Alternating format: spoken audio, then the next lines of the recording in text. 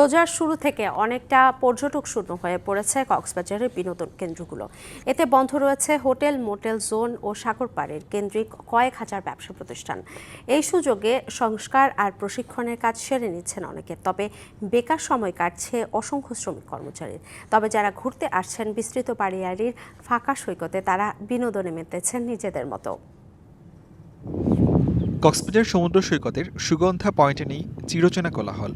ফাঁকা সড়ক আর সৈকতের প্রবেশপথের দুপাশের অধিকাংশ দোকানপাটই বন্ধ। 4.5 মাস ভালো ব্যবসার পর রমজানের শুরু থেকেই অনেকটাই পর্যটক শূন্য হয়ে পড়েছে কক্সবাজার। সৈকতে কেবলই ঢেউয়ের গর্জন। বিস্তীর্ণ বালিয়াড়ির দখল নিয়েছে কাঁকড়ার দল।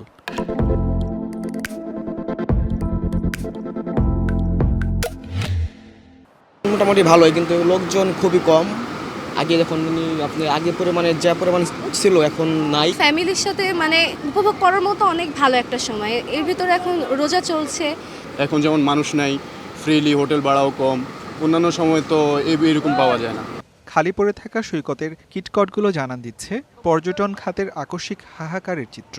এমন পরিস্থিতিতে অলস সময় কাটছে ক্ষুদ্র ব্যবসায়ী, বিচ বাইক ও জেটস্কি চালক, ঘোড়া সাওয়াল আর ফটোগ্রাফারদের। এখন রোজা রেখে আমরা যদি পকেট খরচ পাই, ওইটা নিয়ে আমরা বাসায় চলে যাই। আমরা তাকাই থাকছি ঈদের মৌসুমে আমাদের কিছু হবে, ওই অপেক্ষার জন্য আমরা বসে আছি। আমাদের ব্যবসা বাণিজ্য এখন তো খুবই হালকা, লোকজন নেই, লোকজন আসলে ব্যবসা হবে এই আশায় আর। পর্যটক নেই, তাই শহরের রেস্তোরাঁগুলোতেও একই চিত্র। খালি পড়ে আছে 5.5 শতাধিক হোটেল, মোটেল, রিসোর্ট ও গেস্ট হাউসের কক্ষ। এই মাসটা আমাদের সময় হলো যে আমাদের দোকানগুলা, হোটেলগুলা নতুন করে সাজানো গোছানোর জন্য, বিশেষ করে রং ভাঙাচোরা যেগুলো আছে এগুলোকে মেরামত করে রমজানের পরে ঈদের থেকে যেন আবার পরিপূর্ণভাবে ব্যবসা করতে পারে, পর্যটক সেবা দিতে পারে, তার জন্য আমরা প্রস্তুতি নিয়ে থাকি। ঈদের ছুটিতে আবারও সমুদ্রের নোনা জলে উচ্ছ্বাসে মেতে উঠবেন লাখো পর্যটক। প্রাণ ফিরে পাবে পর্যটন নগরী, এমনটাই আশা সংশ্লিষ্টদের। DVC news desk.